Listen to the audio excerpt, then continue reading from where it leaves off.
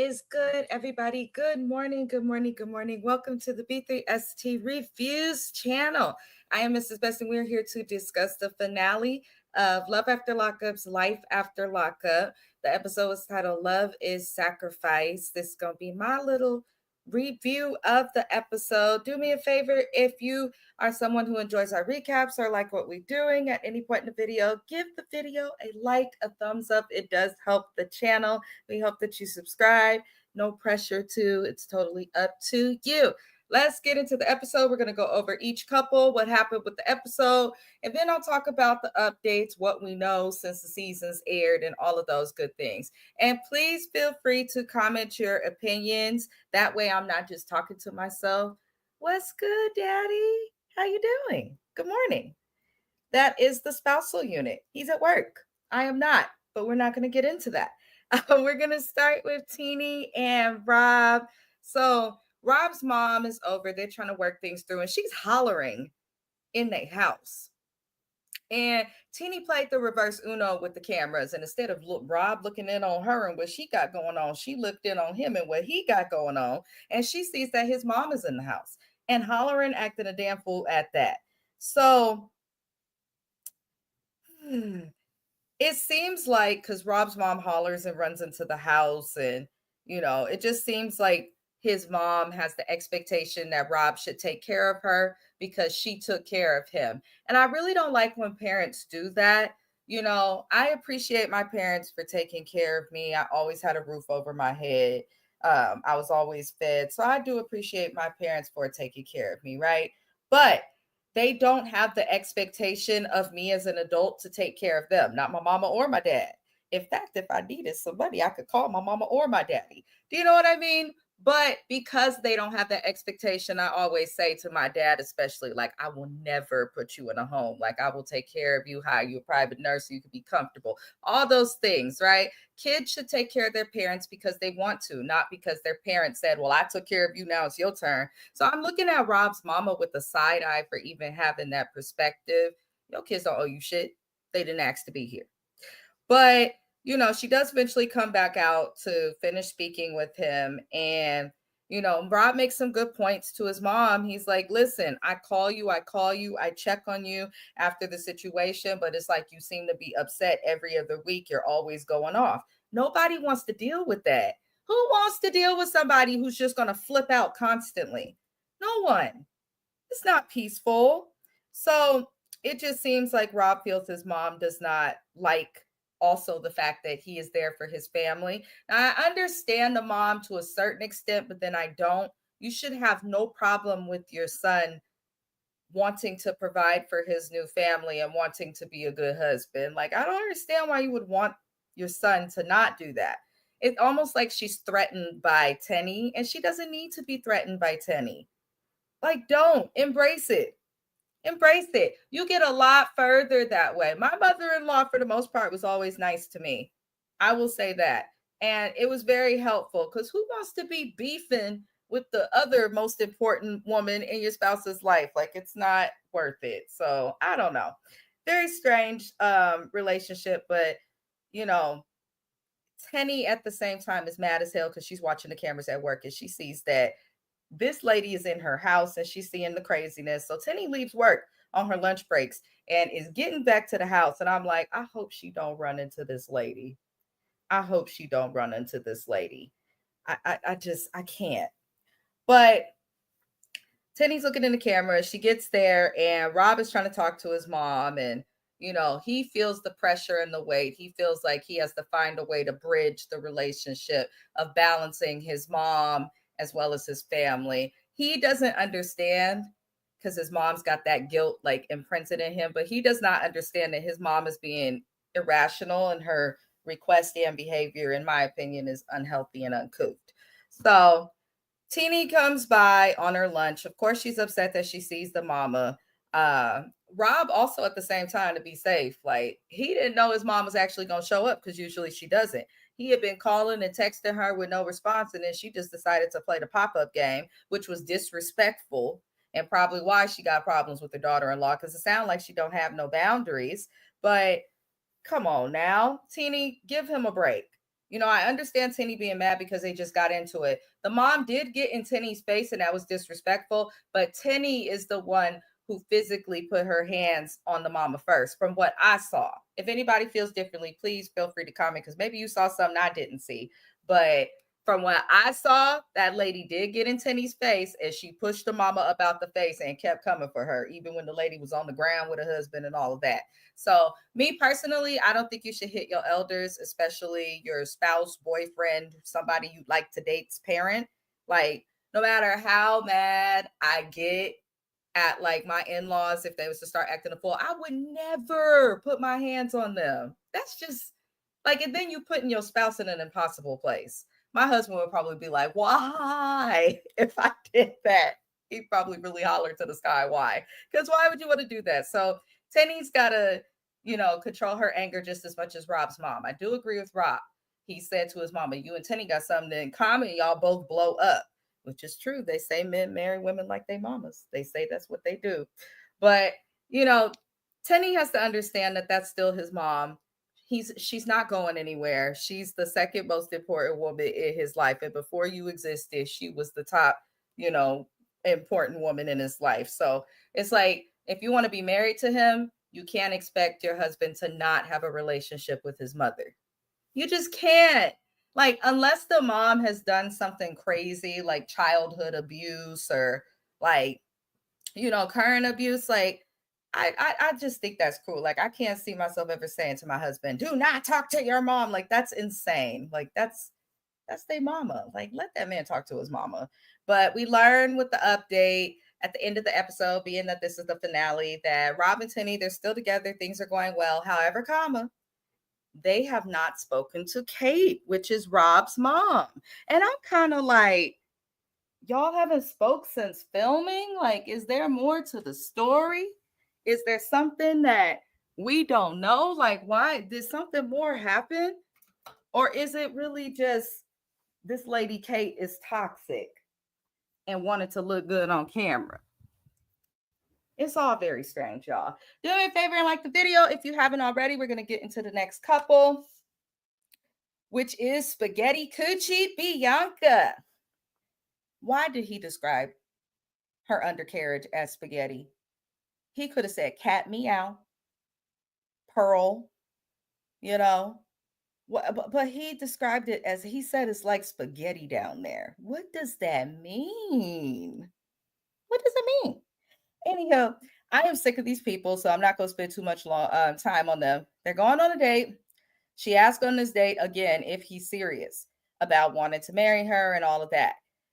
She also asked if Daniel regrets proposing to her while he was locked up. I don't know why she would take that seriously. I want all of you women to understand this. Do not take a proposal seriously unless the person is in front of your face and at the very least on the knee.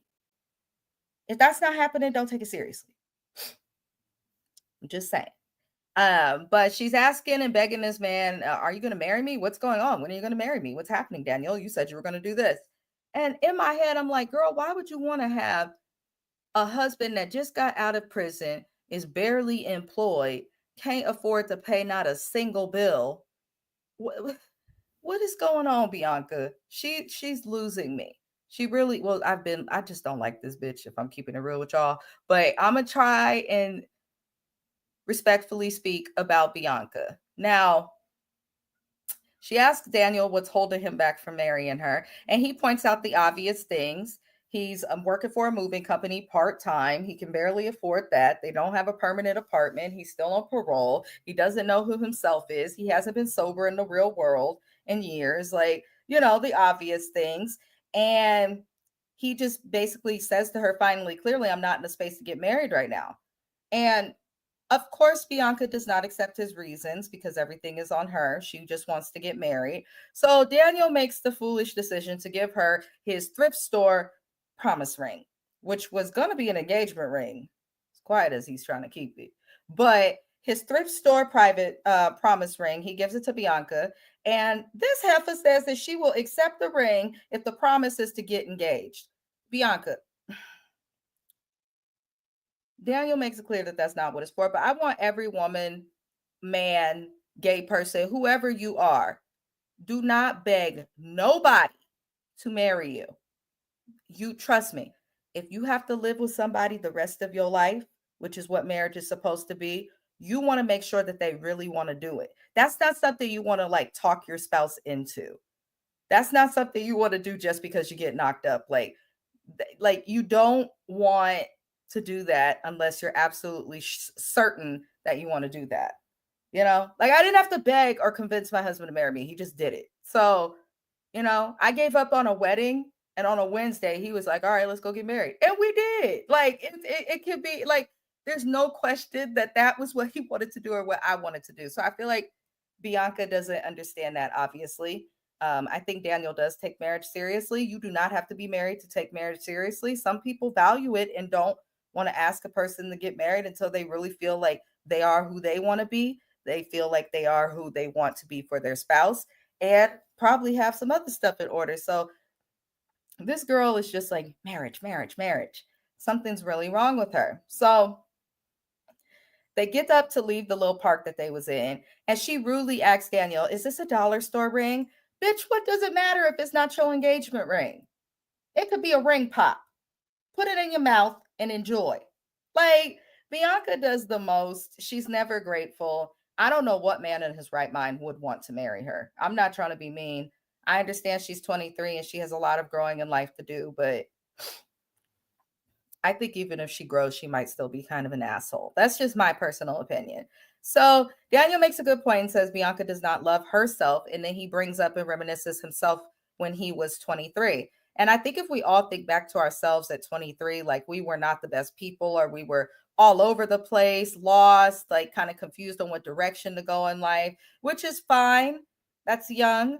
But Daniel kind of sees Bianca um, as a 23-year-old in that place, kind of lost. But I don't know. I don't think Bianca's good for Daniel. I don't think Daniel's good for her. She cannot trust Daniel at all, but it seems like she also wants him to do all of these things for her that require trust. But it's just the hot mess. So basically, what happened with this couple, the update, they moved to a new apartment. But we know in recent times, from according to Amber on the YouTube streets, that they're not together. Bianca's talking crap about him. Apparently, Daniel cheated on her. Let me tell you this, I am not surprised. I'm not surprised.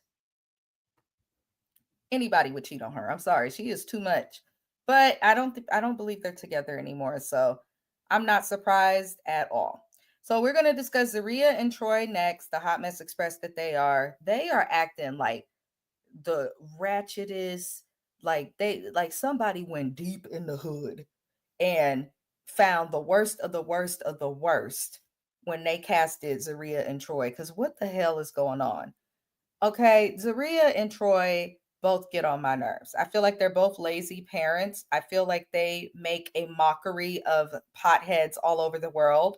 Okay, I'm just saying, people who smoke weed don't all act like these people. That's all I'm gonna say.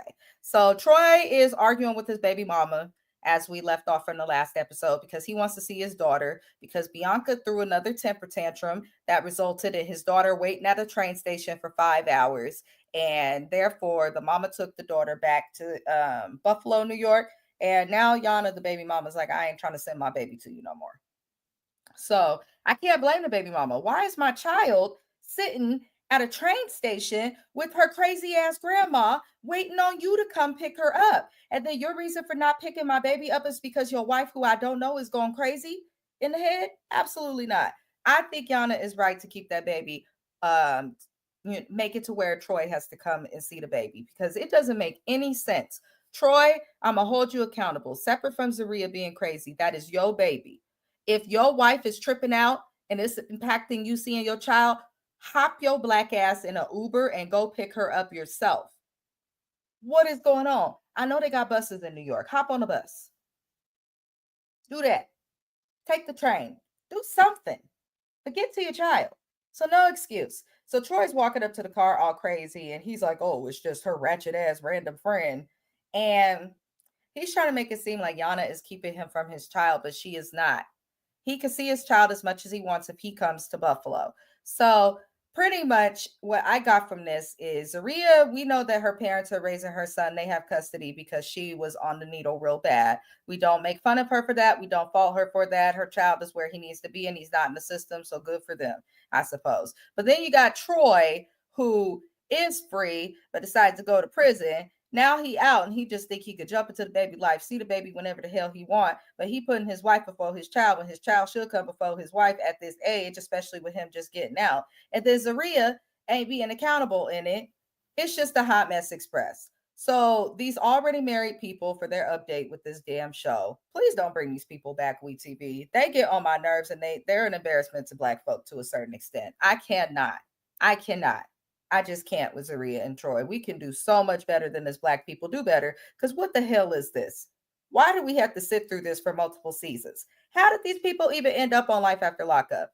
Granted, they are together, but they on Facebook acting a fool, talking about this and that is fake. Their nonprofit was fake. All of these things. You know, one thing I don't play with is like donations and doing things for the community. Don't fake that shit, Zaria.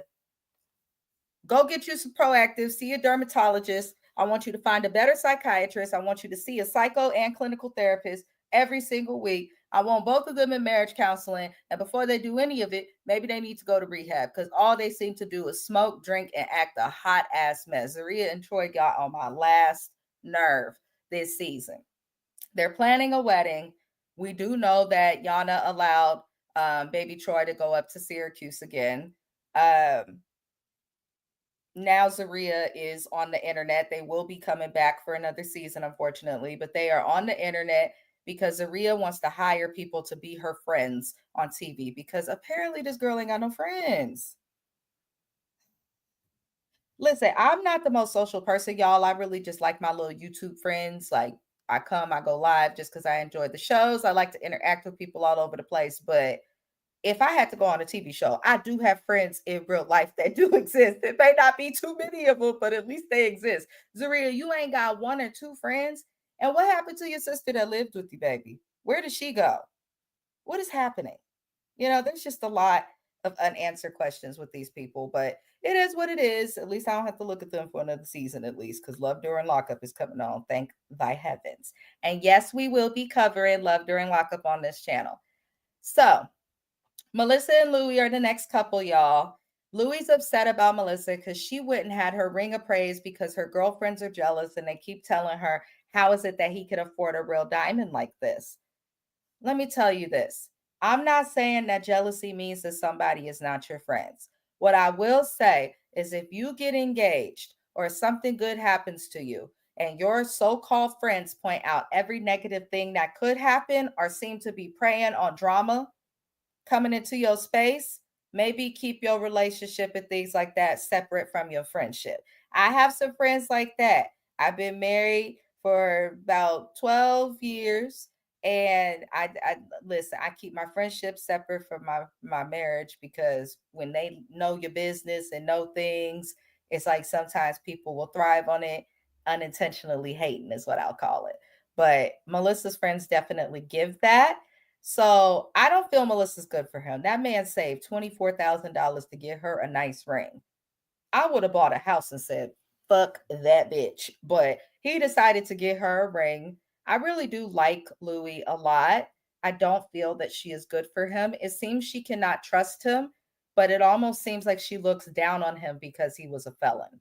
And I don't know that she'll ever get over that. And I feel like having her friends as well as her family in her ear negatively preying on his downfall.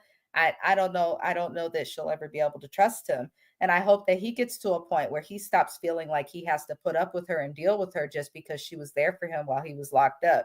But I don't think that they're good for each other. I think she's selfish.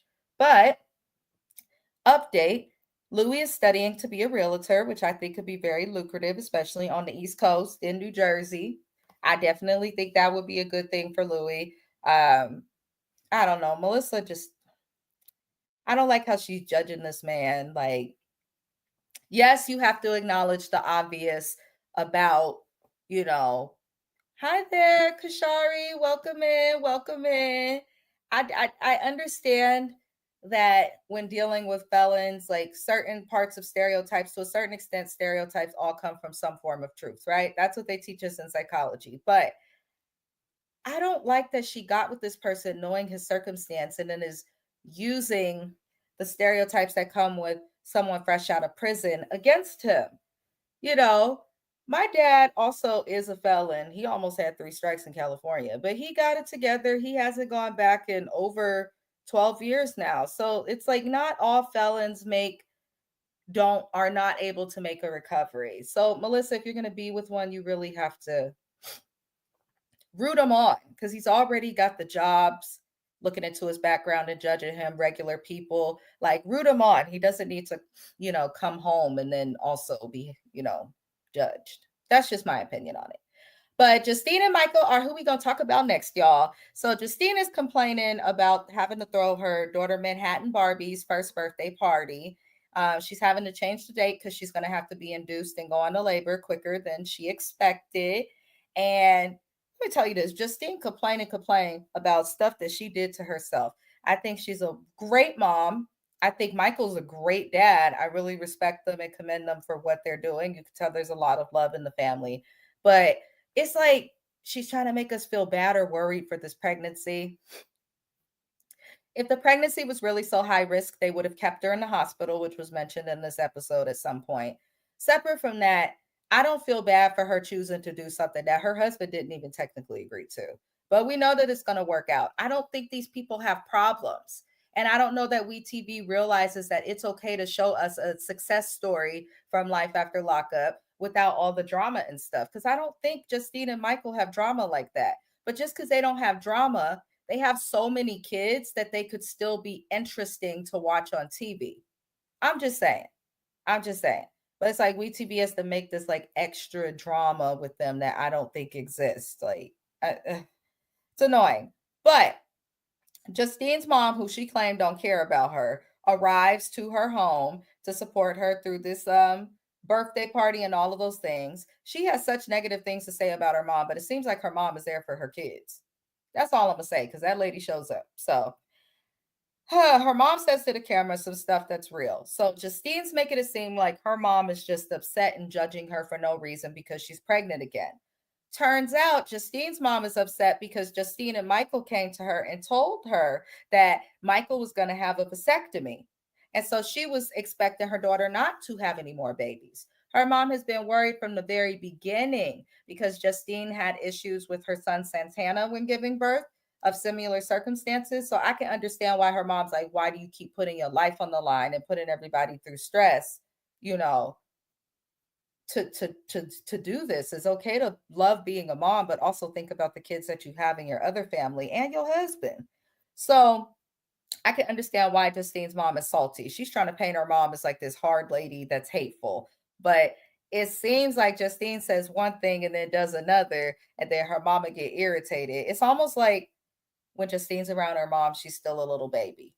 And her mom said that she was a ICU nurse in a NICU or something like that. So her mom works in the field. So I'm kind of like maybe the hours that a nurse in the ICU is required to work, maybe that made it to where Justine's mom wasn't as present as Justine would have liked or that she could have been.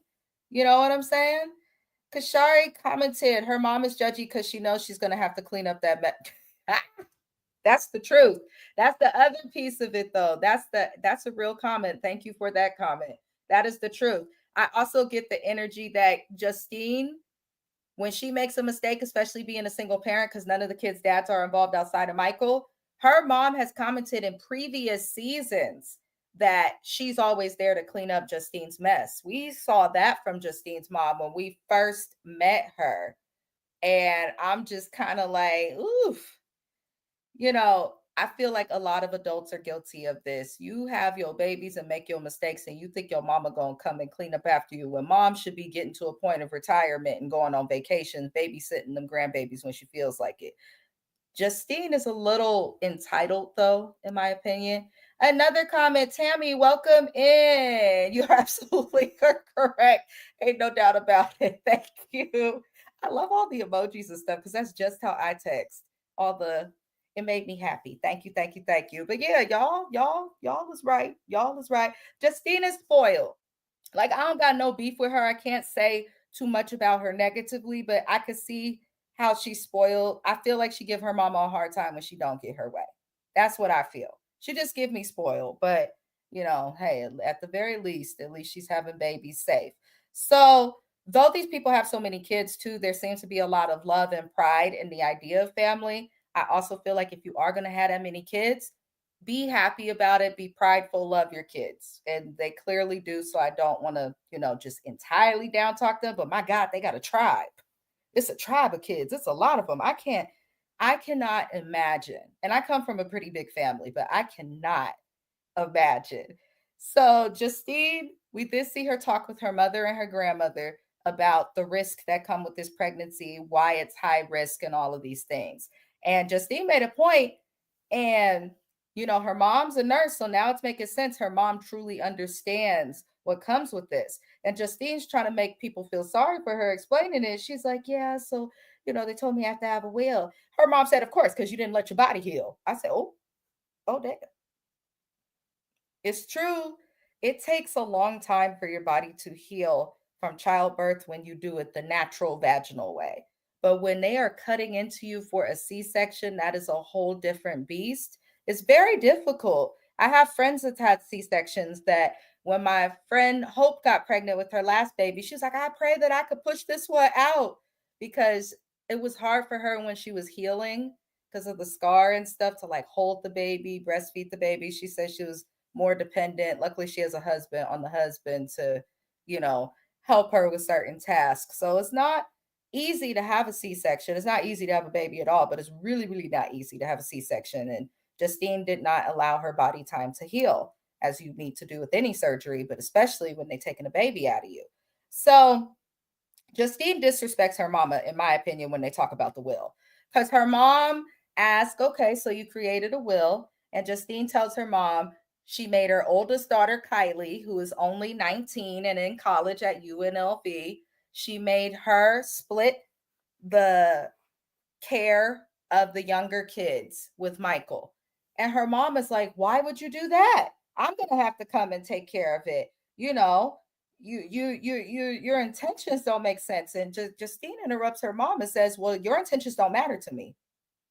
And Justine's mom in this situation was right because Justine's mom was like, I do not want Kylie to have to quit school and give up her dreams and her future to take care of your kids because you chose to get pregnant when the doctors told you not to.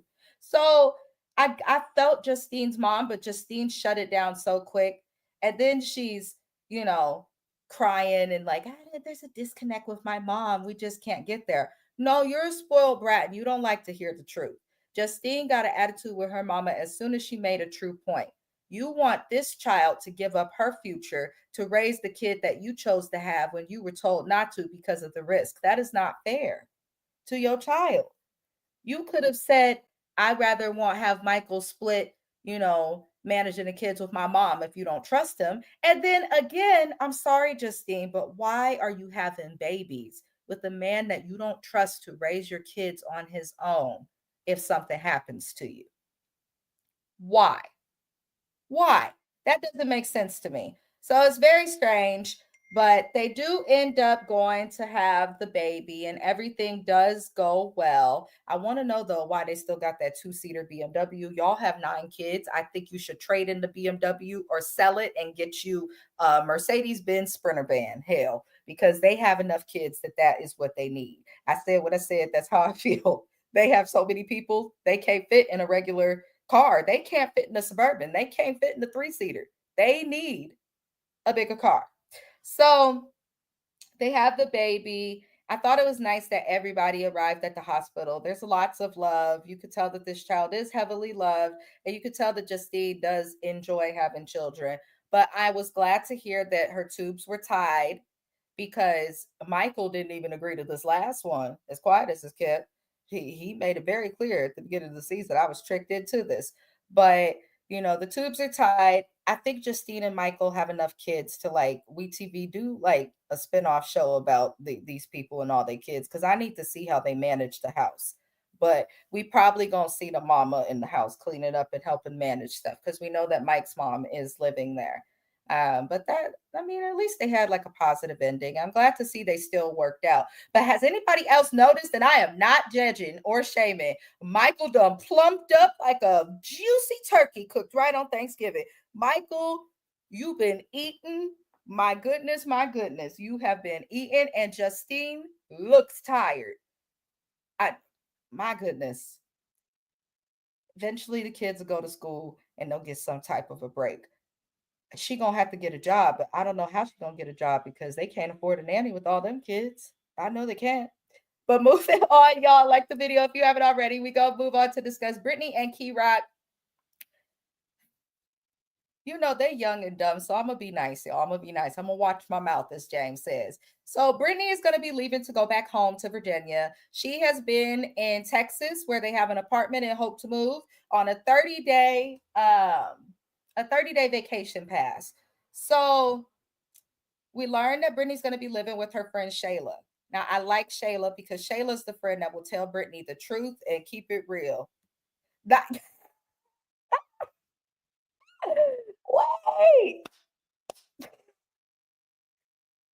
Listen, I do music reviews also. Maybe I'm gonna do a video reacting to Michael and Justine's like little whatever that was, they little mic spotlight video. I was like, okay, Justine's rapping. Who wrote that rap, girl? Because I know it wasn't you. I love it. The thing of it is, the song wasn't that bad. I was just like, he's still trying to be Montana Mills. Michael, you never talked to us about what happened to your manager, Mocha, or whatever the hell his name was. He ended up in prison. Michael, you gonna talk to us about that? Y'all gonna keep that quiet. They probably never gonna talk about it, but I'm gonna keep bringing it up because I'm petty. Brittany and Key Rock, she's going back off the travel pass. She'll be staying with her friend Shayla. And Key Rock gets back to that, controlling Key Rock that we met in the very beginning, y'all. Key Rock is telling the friend, like, I'm not trying to have Brittany in the club like that. Like, she don't need to be there at all. She needs to be finding a job and focus. Now, when we met them on Love During Lockup, I would feel like Key Rock was being controlling. But based on what we know about Brittany, I'm gonna just keep it a buck with y'all. I feel like she's young and lazy. Brittany does not want to work. She wants somebody to take care of her. It sounds like she grew up well with both parents in a religious household. She rebelled, and that's what led her to prison in the first place. I think that Brittany has a lot of growing to do. She's only 23, so I can understand that. I'm not going to fault her for it. But now I think Key Rock like sees that she could be a little bit lazy, and he wants her to stay focused. And he probably scared she gonna get with her girl and start acting a fool. I mean, I can't be mad at that. So they are preparing to be long distance. Okay, I can understand that because long distance is hard. But apparently, Key Rock cheated on her in the past, which they had mentioned before when we met them on Love During Lockup. And so Brittany has put apps on their phone so they could track each other, see how fast and slow they're going on the freeway. I feel like if you got to track your partner, that's too much. And y'all got iPhones. Just share your locations indefinitely. What is the problem? Now, I share my location with my husband because I work in San Francisco. That's where I'm at, the Bay Area, California. So I work in San Francisco. If you know anything about the Bay Area, driving into San Francisco is like driving into hell. It's not fun and it's very slow. So I take Bart and I'll meet my husband in Oakland where he works. Shout out to the town, y'all. That's where I'm from, born and raised. But I will take Bart there. And so I just give my husband my location so he know when to be at the BART station at what time, right? But there's no like negative connotation attached to it. Brittany said that Key Rock has cheated in the past, and because of that, she feels the need to share locations because they're gonna be long distance. And in addition to that, they have plans to fall asleep on FaceTime. And I'm like, wait a second. To my 30 and up crew, if you are here or if you are watching the replay, is that like, is that something that people like do? The falling asleep on FaceTime? I don't do that. I never done that. I remember like being 18 and falling asleep on the phone with my husband. I have been with him since I was 16. But once we turned like 21 and like actually started working this shit, that shit got tired. I said, I can't be falling asleep on you. I just got to go to sleep when I got to go to sleep. I need comfort. But they have all these plans for being long distance, and the family comes by to help get Brittany packed up and go to the airport. And this is where Key Rock's mom makes a comment. She's like, and Brittany, if it ain't approved this time, we moving back. That's how you could tell Key Rock's mama don't want to be in Texas, but she doing it for her child. But Key Rock's like, no, I'm not coming back. I got to get myself together. I done put too much money into this. Key Rock's like, I'm not doing it. And so Tammy, Key Rock's mom, puts everybody out, and she talks to Brittany. She's like, you are my daughter, which I think that's really sweet. I think that's really sweet to be like that. But Key Rock, I'm not letting you off the hook. That's weird. Like, what, you just gonna leave her alone? That don't make no sense. I'm watching you with the side eye, Key Rock. Now, turns out, before we get there though, Key Rock does feel like it's Brittany's fault. He says to the camera that she didn't get approved. She should have had the ability to pay her restitution. When we met Brittany, she was going to school for hair, working in a restaurant, probably getting hundreds in tips, living with Key Rock's family, not having to pay bills. So why were you not able to pay your restitution? And Brittany, I'm on a social worker income. I get my nails done every 10 days faithfully. My hair changes every single month. I get it, but I find ways to budget to do it. Brittany, you cannot be spending so much money that you don't have anything to put towards your restitution. You need to pay your restitution. Brittany, give me one of them people, y'all, who'll sign up for a credit card, use it to pay a bill in a pickle, and never pay the credit card back, ever. She'll just let it go to connections. That's what Brittany give me. Brittany give me the girl who goes to get a payday loan and then closes the bank account. That's what Brittany gives me. Because why are you not going to pay your restitution, especially if it impacts how you move in life as a person? Girl, what are you doing? Grow up. So, turns out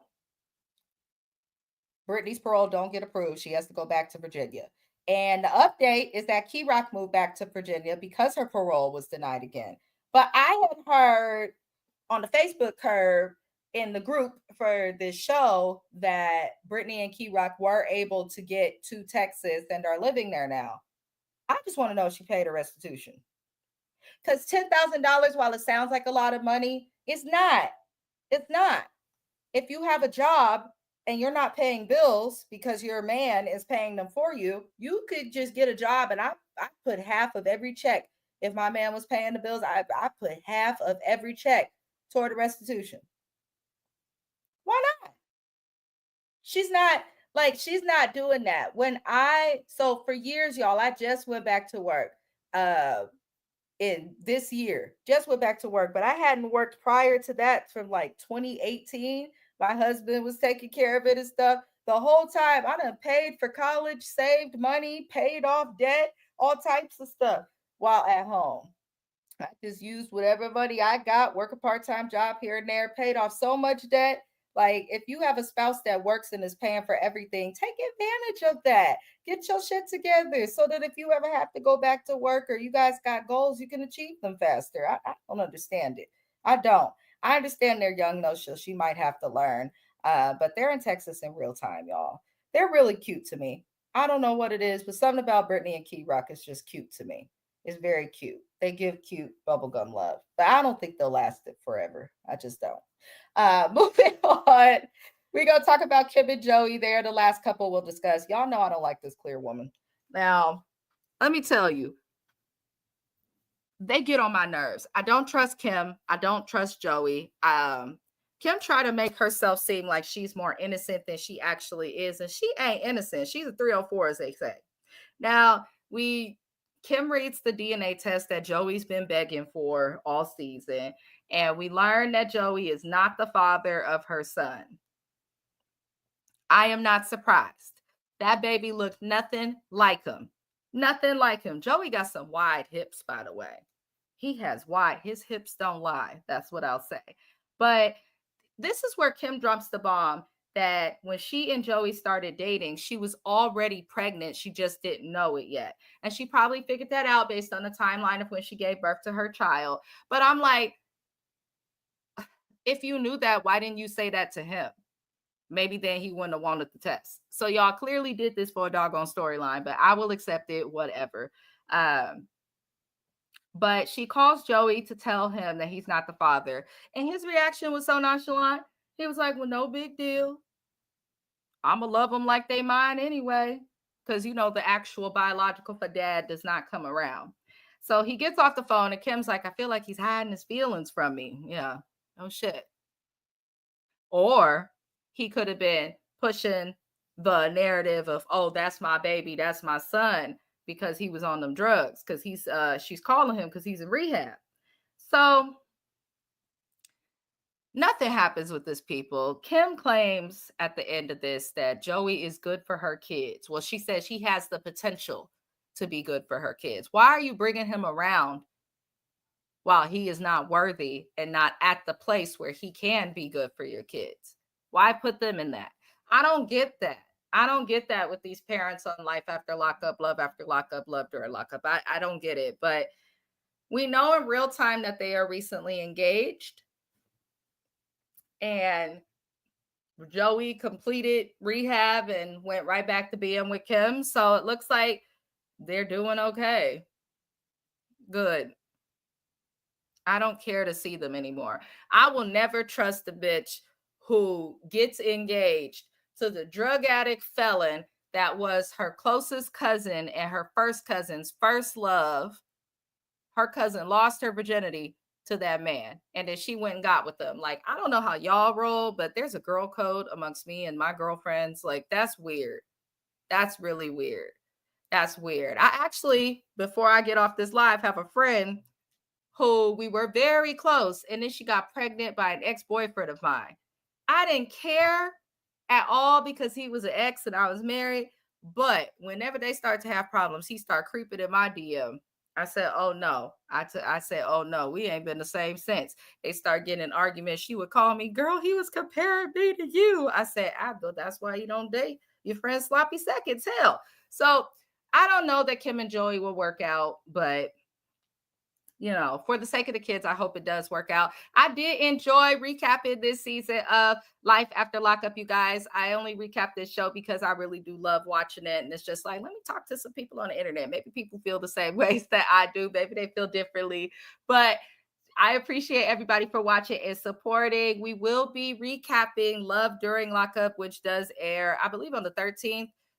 So that should be this week. So we will be recapping that. I say to all of you, happy holidays. I hope everyone is enjoying this holiday season and not miserable. And I'm adding a new show that I'll be recapping from Netflix called The Later Daters. So that should be something interesting. And we will also have a recap tomorrow for Love and Hip Hop Miami. But peace, love, and good energy to all of you thugs. And I will see you on the next one. Have a good day.